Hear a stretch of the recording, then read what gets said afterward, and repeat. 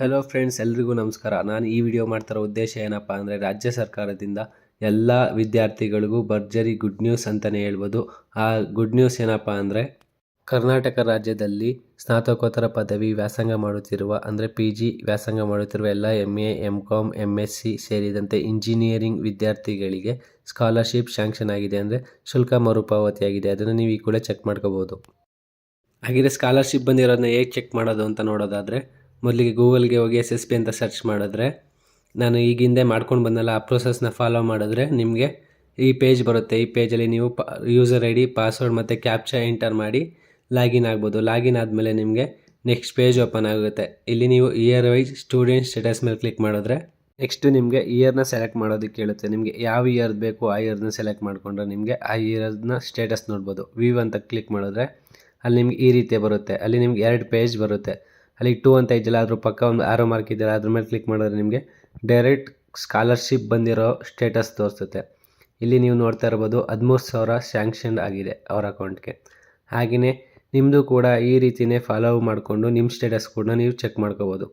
ಹಾಗೆಯೇ ಇದನ್ನು ನೀವು ಮೊಬೈಲಲ್ಲೇ ಚೆಕ್ ಮಾಡ್ಕೋಬೋದು. ಯಾವುದೇ ಕಂಪ್ಯೂಟರ್ ಸೆಂಟ್ರಿಗೆ ಹೋಗೋ ಅವಶ್ಯಕತೆ ಇರೋದಿಲ್ಲ.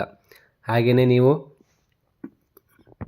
ನೆಕ್ಸ್ಟ್ ನೀವು ಬ್ಯಾಕ್ ಬಂದ್ರಿ ಅಂದರೆ ನಿಮಗೆ ನಿಮ್ಮ ಸಂಪೂರ್ಣ ಮಾಹಿತಿ ಸಿಗುತ್ತೆ. ಸಂಪೂರ್ಣ ಮಾಹಿತಿ ಅಂದರೆ ಸ್ಕಾಲರ್ಶಿಪ್ ಹಾಕ್ಬೇಕಾದ್ರೆ ಯಾವ ಮೊಬೈಲ್ ನಂಬರ್ ಕೊಟ್ಟಿದ್ರಿ, ನಿಮ್ಮ ಆಧಾರ್ ಕಾರ್ಡ್ ಸ್ಟೇಟಸ್, ಹಾಗೆಯೇ ನಿಮ್ಮ ಬ್ಯಾಂಕ್ ಡೀಟೇಲ್, ಹಾಗೆಯೇ ನಿಮ್ಮ ಪೇರೆಂಟ್ಸ್ ಡೀಟೇಲ್ಸ್ ಜೊತೆಗೆ ನಿಮ್ಮ ಬ್ಯಾಂಕ್ ಅಕೌಂಟ್ ಆ್ಯಕ್ಟಿವಲ್ಲಿ ಇದೆಯೋ ಇಲ್ವೋ ಅನ್ನೋದನ್ನ ಕೂಡ ನೋಡ್ಕೋಬೋದು. ಹಾಗೆಯೇ ನೀವು ನೆಕ್ಸ್ಟ್ ಬ್ಯಾಕ್ ಬಂದ್ರಿ ಅಂದರೆ ನೆಕ್ಸ್ಟ್ ಟೈಮ್ ಸ್ಕಾಲರ್ಶಿಪ್ ಹಾಕ್ಬೇಕಾದ್ರೆ ಹೇಗೆ ಹಾಕೋದು ಅಂತ ತೋರಿಸ್ಕೊಡ್ತೀನಿ.